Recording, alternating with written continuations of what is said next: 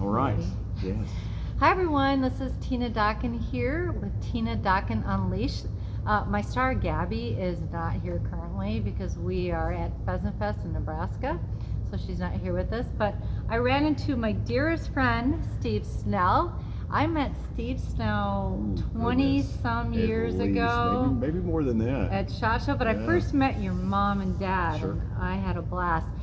Steve is the owner of Gun Dog Supply, and I Wow. want you to talk about what Gun Dog Supply really means to the person who is going to be out and buying a new gun dog, and what should we give them, or what should they start off with to just make sure that they're going to continue down a great gun dog path Well, for their puppy. So we sell hunting dog gear. So Yep. that's our primary thing. We sell stuff to train primarily hunting dogs. Okay. And so so that's our goal. We have somebody that's new. They're usually really excited about it. And they've got a new dog, and the biggest thing that I want somebody to do with a new dog is to find a training method that they're going to be happy with, because it's hard to say if you don't have the plan laid out before you get the dog, then you can create some problems and not do some things that are really easy to do with a young dog. And so a lot of folks seem to think that there's this period where we wait. A common question that we get is, at what point should I start training my dog? Right. And they miss out on the fact that the second you get that dog, you're training. Now, you might not be training for something that you want, you might be training for something that you don't want. Okay. And so every experience with that dog is a training opportunity. And so it's good to have, especially if you've never done it before, it's good to find a method that fits what you're trying to do. Okay. And not get real worked up about that, but find somebody's method and go with it. Tom Dawkins' method is a really good one that we recommend. Really? He's got a wonderful book. How I convenient. recommend it too. Yes. But if you're training especially if you're training a retriever and you're going to be doing ducks or pheasants, flushing with them, that's a great method to go with.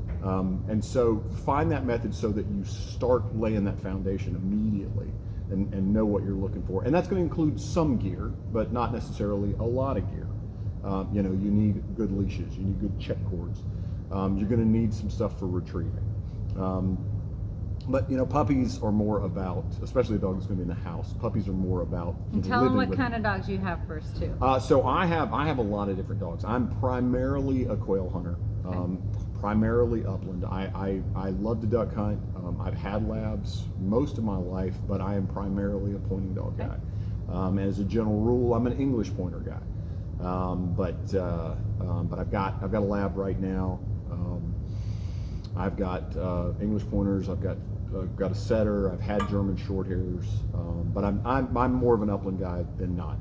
Typically, I enjoy duck hunting, but I always tell folks when people ask why I don't duck hunt more, it's mainly because when duck season's open, there's generally a good quail season open too. Okay. And so I have a tendency. It's one of those things where there's if the quail hunting's good, it's hard for me to do anything else. But I enjoy duck hunting. My brother, my partner in Gun Dog Supply, Rob's more of a duck hunter than I am. Okay.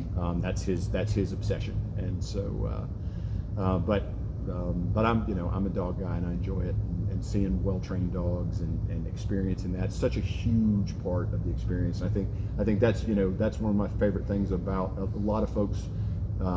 You're a adult onset hunter, Yes, is what I yes. like to refer AOH to folks as. club. Yes, and most of my experience is that most of those folks come through their dog.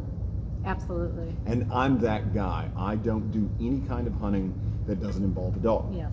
And I have done a couple of things that weren't dog involved, and it just doesn't work for me. I hunt because of my dogs. Yes, me too. It's the primary focus Me for me. too.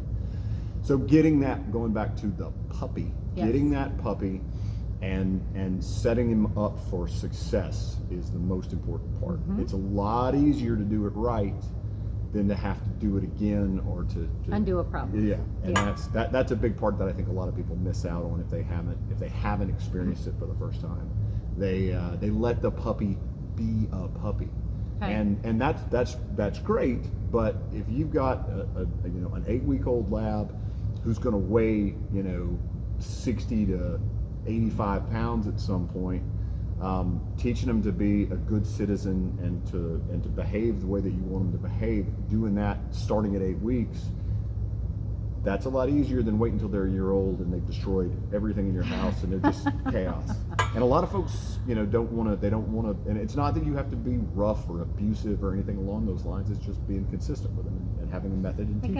I get a lot of questions of how can I get my puppy to stop chewing on the furniture or so talk a little bit about the boredom. Well, so that's access. Okay. I am not a big fan of dogs having freedom. Sure. Okay, young dogs. Yeah. Yep. It's a lot like kids. They earn that freedom. Sure. And so I like an unsupervised dog is not good at a young age, because they're gonna get bored.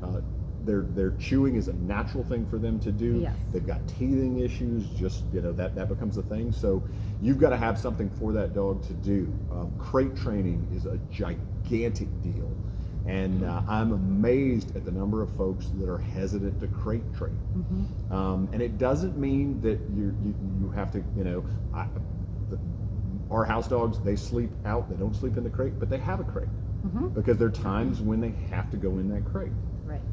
And the other side of it too is that teaching them that a crate is an okay thing is going to play off for you later. When you travel, they're safer in a crate. When they go to the vet, if they have to stay for an extended period of time, they're going to be in some type of crate. So crate training is a huge deal, and it's hard for people because especially with an 8-week-old puppy, he's going through a whole new level of separation. And so he's away from his litter now, and he's by himself, and he's not used to it. So it's a complicated thing to do, but you've got to do it early just to get it done. Right. And some folks, struggle with that. Now, it doesn't mean that once you get past that you can't let him have freedom and let him do, what he wants to do. But you got to earn that, and that's part of the training method, where you don't want to have unsupervised free time for that dog. Now you want to have plenty of supervised free time, and Correct. you want to get them, where they've burned all that energy up, and you've got to find activities for them. And with retrievers, retrieving is a great activity. Got to be careful with a young dog how much you do. But leaving them loose in the backyard with no supervision whatsoever leads to digging and chewing and thousands of dollars in damage. You don't know how bad things are until your dog gets a hold of your AC unit outside and just shreds it. Exactly. It's just that's not what you want them to do. So that's where you got to have structure, and you've got to have discipline, and you got to love them. And you got to put them into those places. So chewing is one of those things that if you got to give them an outlet for that. Sure, so that they get tired. Oh yeah, What would you recommend buying for them? I don't want to say toys. Well, toys are toys not allowed in our house. Well, the squeaky toys. Okay, squeaky toys are a Right. problem. You got to be careful with a hunting dog and squeaky toys. Right. The best it was ever described to me on squeaky toys is squeaky toys, that sound that the animal makes as it's dying. That's why they love that squeaky toy, because that's what it is. It's that death rattle. All right. And it freaks people out a little bit, but that's what that squeak is.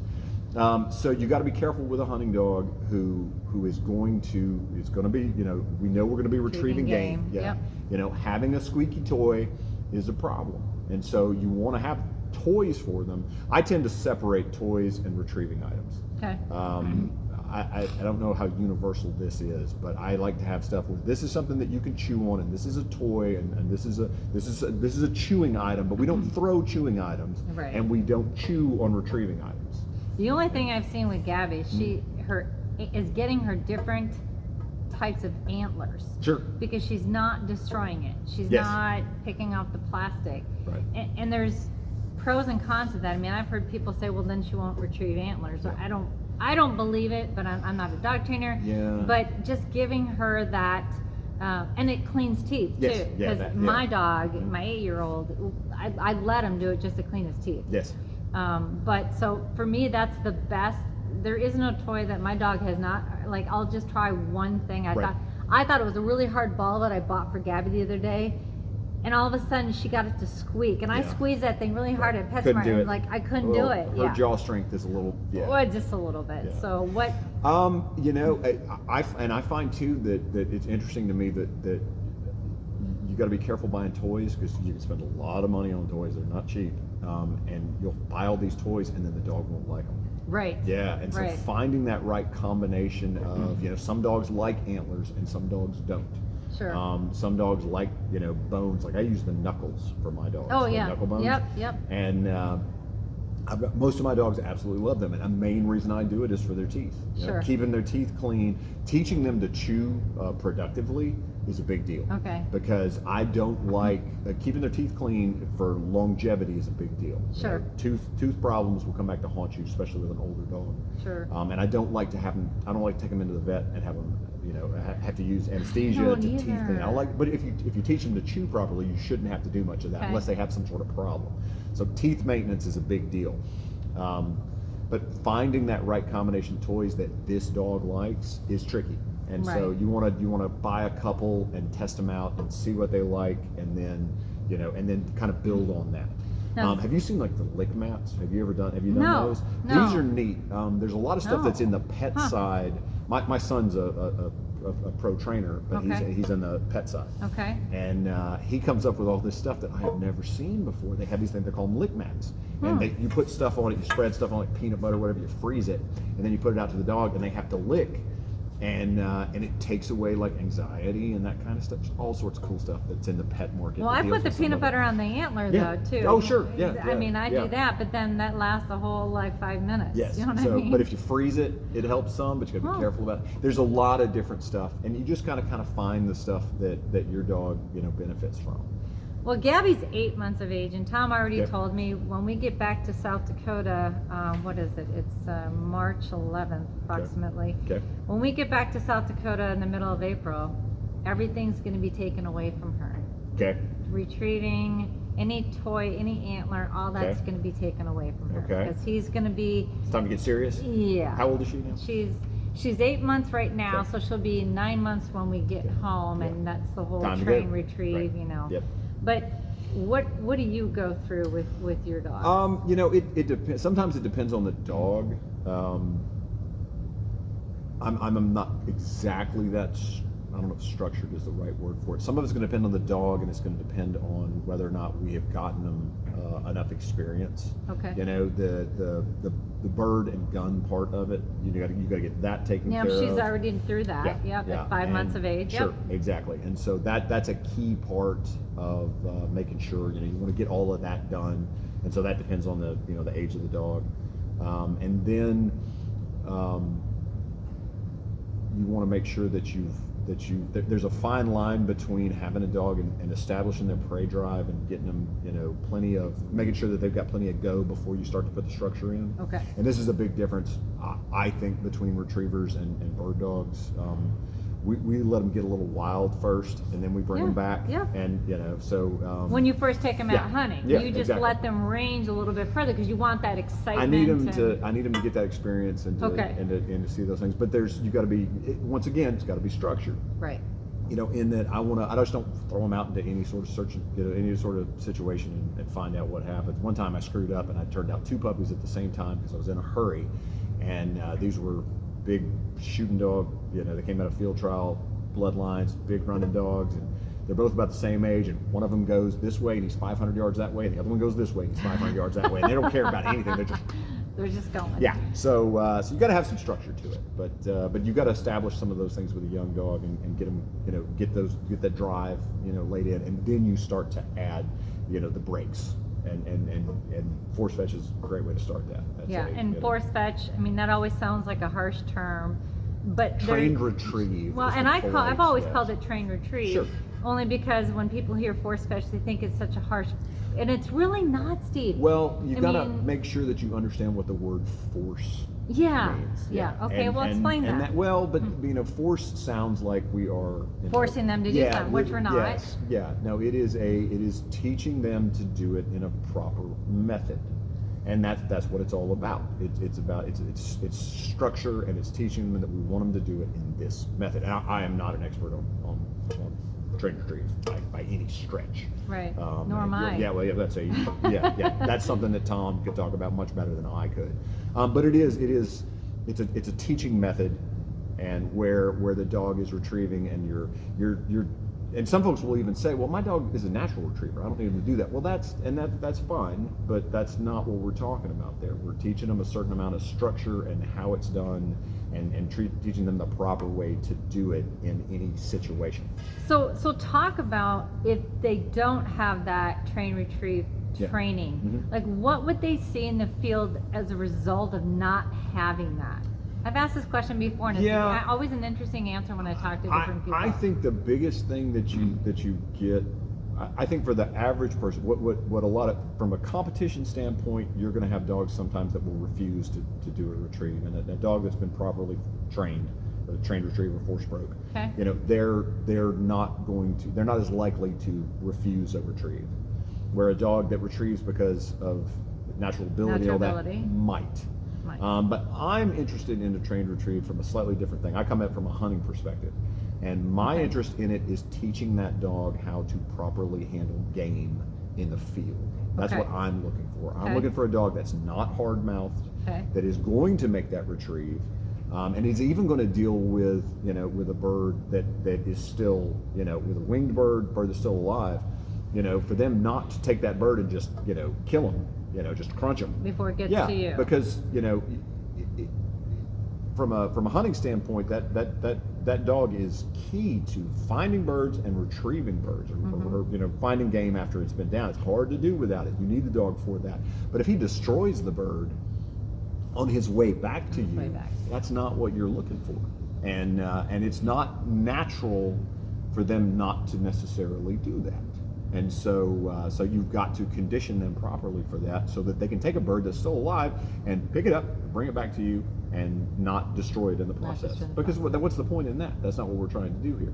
Well, they're predators. They would probably prefer to eat it. Exactly. But I've heard stories too where they'll drop it 50 yards, but then 50 yards becomes 100 yards, and then 100 yards becomes, oh, I'm over here with the bird, come get it. Sure. Well, but even think about it from the standpoint of, you know, if you've got a bird that is still, you know, he's wounded to the point that he's not going to survive, but he can still make a break for it. Sure. You know, a pheasant's especially. You know, you wing a pheasant and he's still got his primary escape, which is his feet. And if he spits him out at 20 yards from you, you're never going to, you know. Yeah. So now I got to go retrieve him again. Now it becomes a thing. So teaching a proper retrieve and bringing it to hand and holding it until you're ready for the dog to hand it to you, that's a key, you know, part of it.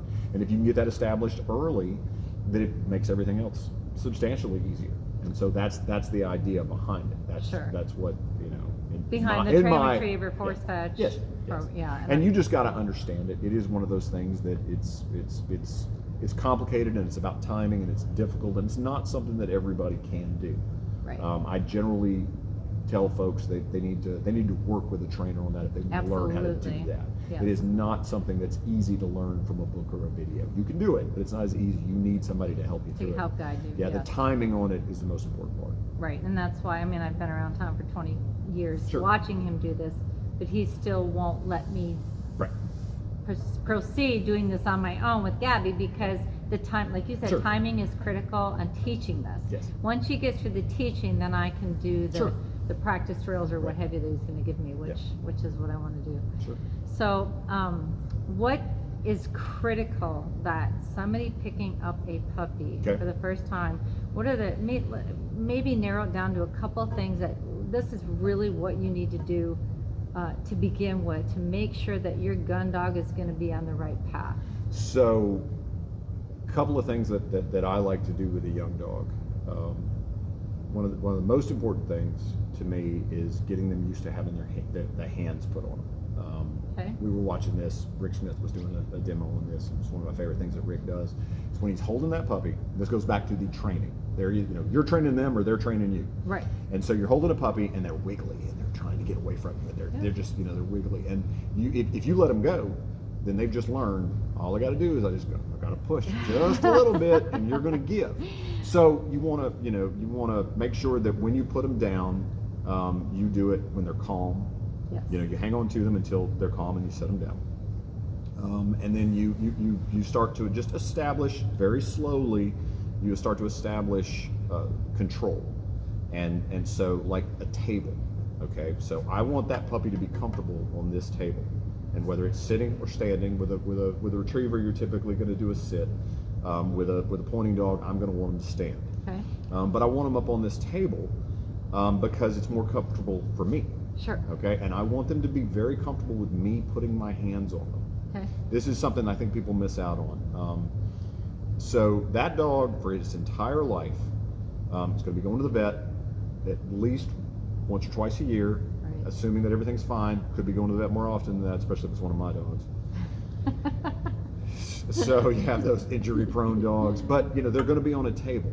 So I want them to be used to being on a table, and this comes back to trained retrieval. A lot of folks work on a table when they're doing their trained retrieval. So I want them up off the ground because it's more comfortable for me because I can stand. I don't have to be down on the ground with them at their level. Yep. They're up on the ground. They're up on my level. But I also want those dogs to be used to having my hands on them, and I'm talking about everywhere. I want to be able to put my hands in that dog's mouth. I want to be able to look at his eyes. I want to be able to open his mouth. I want to be able to look at his ears. I want to be able to hold his feet. And so when I have a puppy, we're going through all of that. Yes. I get real handsy with them because at a certain point, I'm going to have to do that.